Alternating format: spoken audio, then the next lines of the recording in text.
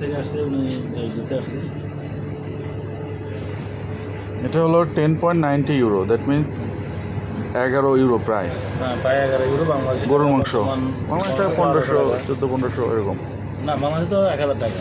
কি? বাংলাদেশে 1000 না না, বাংলাদেশে এখন হলো গ্রামের দিকে একটু কম আছে। সাড়ে মানে 1 ইউরো সমান আমাদের 144 140 45 এরকম।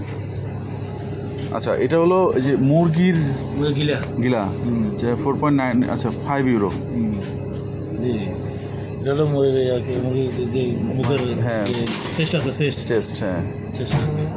ওকে, আর এটা হলো কি? এটা হলো আপনার না, মুরগি। হাঁস। না, এটা হলো মুরগি। ও, এটাও মুরগি। শক্ত মুরগি যেটাকে বলে বাংলাদেশে রাতা মোরগ আর কি, যেটাকে বলে। ওটাও 4.5 ইউরো। জি, 4.5 ইউরো। আর এটা ক্ষেত্র বিশেষে কমও রাখে, বেশি নিলে কম হয়। কম আছে।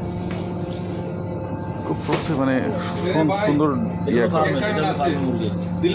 ফার্মের মুরগির দাম বেশি, কম। 6.90 টাকা।